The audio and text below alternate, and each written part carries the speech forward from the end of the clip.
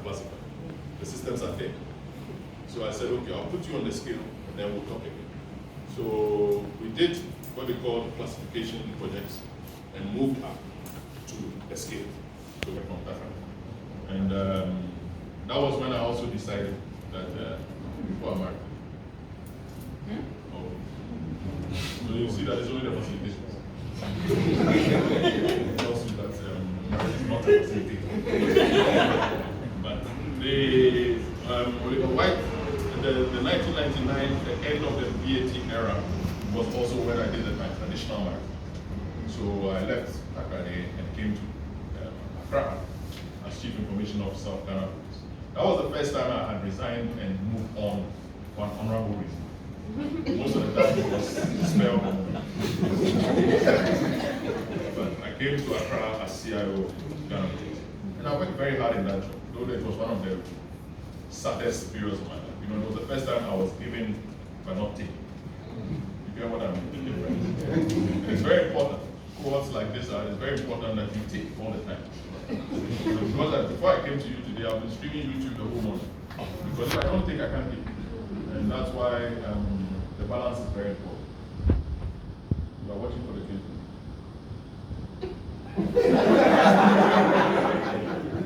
How many kids? Okay. So then because I want you to ask questions, that's why I'm managing the time. But after British American, after Ghana Breweries was a member of the Heineken. So I went from Ghana Breweries to work for Heineken International in Amsterdam after 2 years here. And then in Heineken International, is anybody from Nigeria? Okay. These are my people. When I got to Ghana, Heineken International, they said this is the only guy who seems to be able to put software into Nigeria. Because when you go to Nigeria as a Dutch guy, you want to put software, they bury you. But when I came, Philip Ejiofor was chief accountant of Nigerian Breweries. And when I come into his office, he asked me, are you here to discuss things that concern you or things that concern your boss? Everything I wanted, he did for me. We put SAP in, we put CRMs in, we put stuff into Nigerian Breweries. Nigerian Breweries was a brewery that was doing 8 million hectoliters of beer. Today it does 32. And if you don't have systems, you can't do it. So we built Nigerian breweries on the back of the systems that we're putting in that time. And then of course, I got to know everywhere from Testa to Relay to Maryland. And of course, I didn't believe. As we were going around and learning the sales as well as the beer culture and all of that, I began to realize that the future of Africa is the return of the professionals from the diaspora into Africa. So in 2007, I left Amsterdam. That's why I said I revoked the residence. Then I came to the past, President Kufuor's government. We built a system for that would monitor his 21 priority projects and a DFID fund. So from health insurance to national youth employment, West Africa gas pipeline, all of that, we put that system in for free. Because we paid £20,000 to 3 consultants, each of them, and they could do nothing. So we got a guy from the university, just like one of you sitting here, but you guys are graduates, he was a student. No, he was a T, he had just finished. And then he built it for free. And we did that before. But then he lost the election. By that time, I had already resigned. When I resigned, I went into telecoms. Then I went to a company called Discoverytel. So Discoverytel, so give me 2 minutes, please, and then I'll take questions. So Discoverytel was where I led telecoms. In 3 months, I was general manager. And over there, I also saw, there was a moral issue. Saw some issues that were political integrity was breached, so I left and I went to Tigo. Tigo, we built the first data network, right? Because at that time the total pipeline for data was 4 megabytes. It was smaller than Open.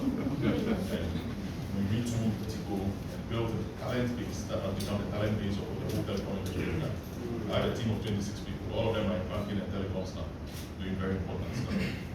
From there, I went to Tigo is a place when you need 6 months of not working. It's a bad house. So I went and stayed at home for about 6 months, but learned a lot about software engineering, started teaching on a voluntary basis at the Christ Institute of Technology.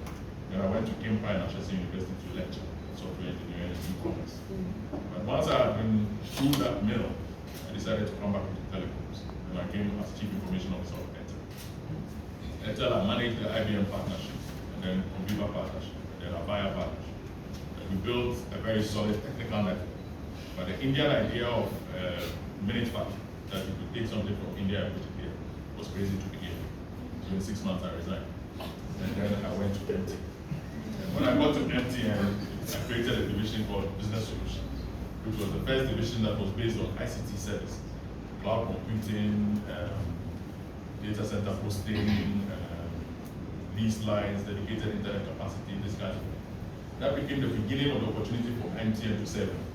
Because before that, MTN was a collection of voice circuits, and it could not do the work.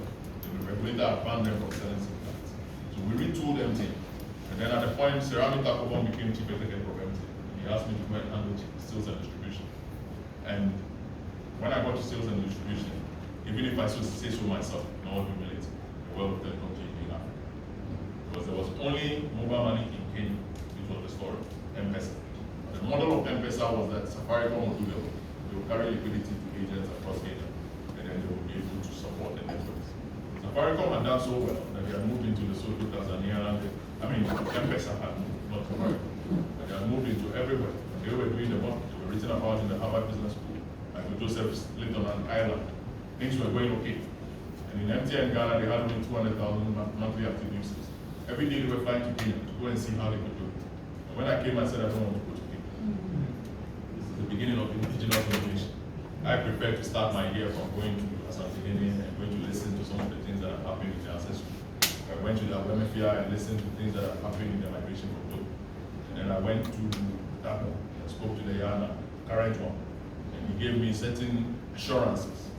We sponsored the Lamba Festival, Fire Festival, where he steps over the cloud, and then the 16 states begin to celebrate. By the time we were done, on 9th April 2021, I handed mobile money back to every day. It was from 200,000, it was now 11.7 million subscribers. And then from the agents, it was almost from 1,000 or 2,000, and it was now 50,000. So the banking sector deposits of Ghana, 7% of them are now under the mobile money. And that was the work of 24 banks. So at that time, I knew that telecoms had changed the ecosystem of Ghana. Then I came into bank where everybody was asleep. It's from there that I came to talk to you. This thing that I wear is the platform that we look at as the future of the digital economy. So now my time is down on the lecture. Why would the commercial break them?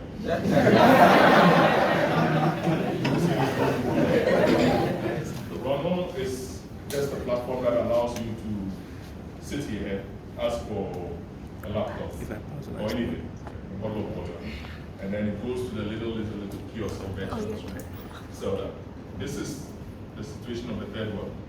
Everywhere you go from Brazil to South Africa, it's always those little benches, colorful. So the work is to register them. And we have a registration partners with which we build mobile money, we build a merchant ecosystem. In fact, the most important of them is the Ghana Union of Traders Association, which is an umbrella group of the 7.5 million merchants, which is half of the adult population of Ghana. So our task is to register these people. And that is the work we are doing now. We've got very important commitments that are looking in the way of funding. And so that's, I'm just relating to your journey now, that it's not just about me and the big multinational.